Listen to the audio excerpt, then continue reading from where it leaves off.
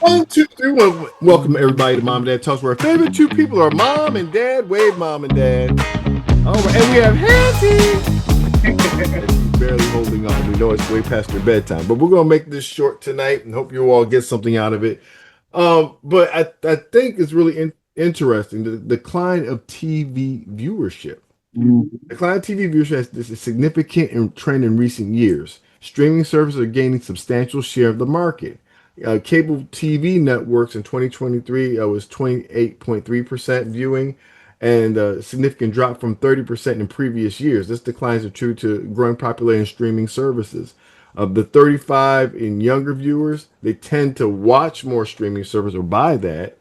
Um, and then you got your regular broadcast, which, ABC, NBC, CBS that we grew up on in the 70s and 60s, 50s. 50s when cable took over. That is declined kind of for like 24.9%. So what are your thoughts as to why it's declined from your perspective? I mean, you guys have witnessed pretty much when the TV came into play. From my, Go ahead. from my perspective, Mm-hmm. when we first had our TV and when I was growing up, Mm-hmm. we had a 12-inch television, and it had ABC, CBS, and NBC, and we were happy with those three channels to be able to get what we needed. However, we have to look at modern technology as it comes in. Mm-hmm. It's always something to me. It's always something else to replace what was originally in. So that's my take on it, because and we have no control over what comes in. We just only have control over what we watch. Mm-hmm. Good point, Hantie. I think that I'm judging myself. Mm-hmm. That there are nights when I come in from work, I pick up my iPad rather than even turning the TV on. Mm-hmm. Because there's accessibility for anything that I want on there. If I prefer to listen to music, it's through my iPad, and I really kind of feel bad sometimes because I say I didn't even turn my TV on tonight. Only thing I have not found Andy Griffith on my iPad. Dad, you're up next. Why do you think there's a decline in this? I think it's a decline because I remember the three networks, NBC, CBS, and ABC, they were absolutely free. Mm-hmm. It didn't cost anything. Well, cable came in, and now it costs. Mm-hmm. And in essence, a lot of young people figured out the key there. You can watch the same thing for free through a Wi-Fi. Mm-hmm. So why would you want to go through cable to pay for something you don't really need? Well, a lot of them are paying streaming services because they can watch on demand when they want to watch it in their own time frame, so they can go out. Whereas TV programming, you're stuck in there like, oh, I got to be at this particular time. That's becoming out of date and obsolete. So now people are more on demand versus I'll wait till my show comes on and watch it. I think that has a lot to it. Plus, too, I think the raunchiness that TV went to, people just like, you know what? I mean, I had to turn off the TV because it was just always stuff that did not have my values on.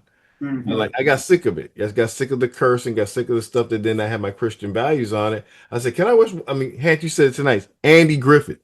Mm-hmm.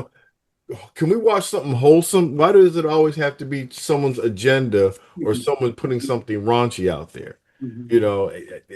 To me, just tell a good story. And I think that we don't have enough good storytellers anymore, which, and now it's more shot TV, and I think people are just overloaded with the foolishness and they just want something, just be real, just be genuine. And I don't think we have that genuine thing anymore. And I don't think there's enough, let me just be real with you. I know people like to watch certain things, but watching it all the time just degrade that filthy stuff, just raunches your mind. And, I mean, I can't say enough about it. The negative part.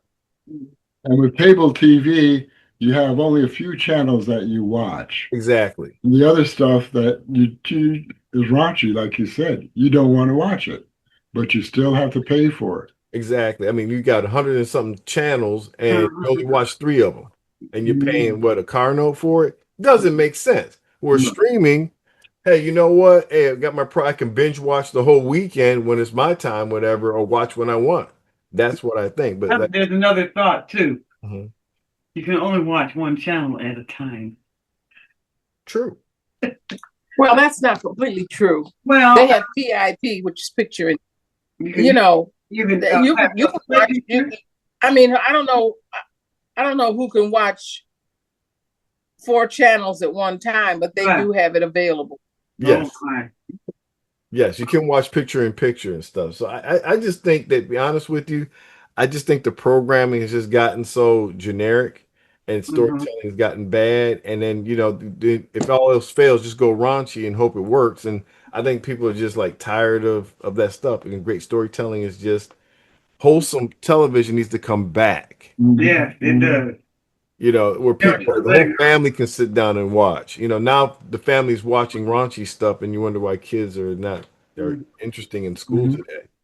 We'll have a talk at mom and dad talks at another time of showing your kids different things at a younger age than they should be shown, and the effects of it. But I thought that was really interesting. Well, any final thoughts before we get ready to close out tonight with that one?